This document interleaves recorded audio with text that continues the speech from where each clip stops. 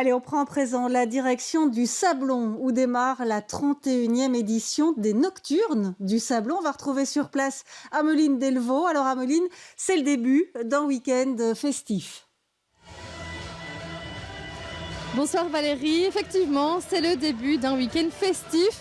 Il y a un petit air de Noël déjà ici, avec ces lumières, avec ces chalets, cette ambiance si particulière de fin d'année qui sont un peu en avance. Les festivités viennent de démarrer.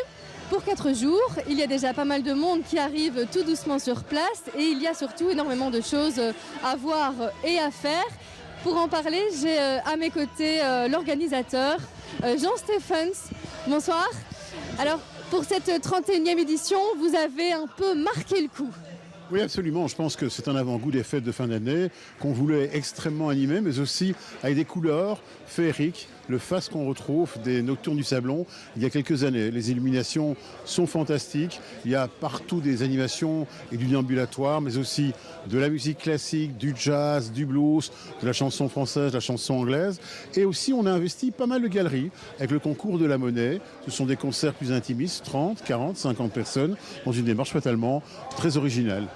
Alors l'idée, vous l'avez dit, c'est vraiment d'aller dans les rues, d'aller à la rencontre aussi des commerçants. C'est une vraie vitrine pour ces personnes-là finalement.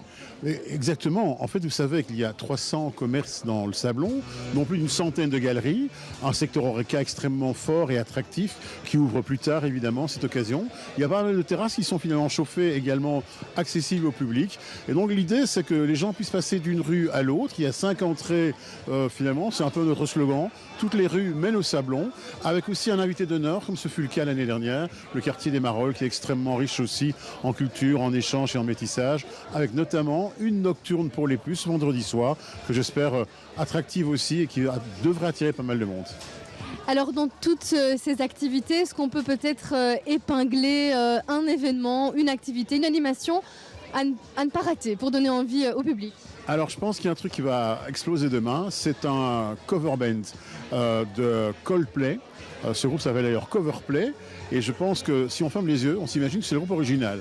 Alors l'année dernière on a fait un truc dingue autour de Queen, un tribute exceptionnel.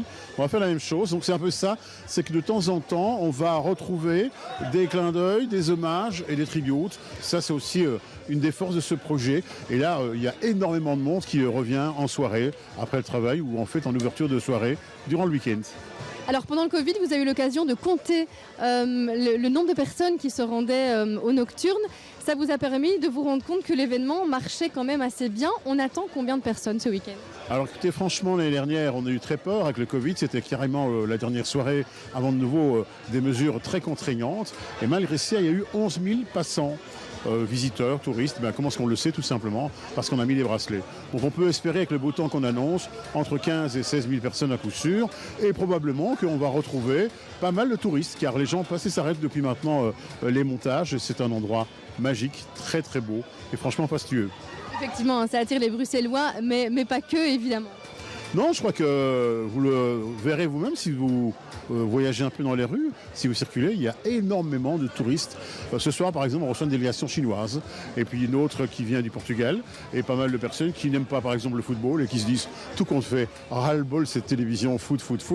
Ici, c'est foot avec un D et c'est du foot de super qualité. Un tout grand merci d'avoir été parmi nous. Mais voilà, vous le voyez, effectivement, il y a énormément de choses à faire ici sur le site du Sablon.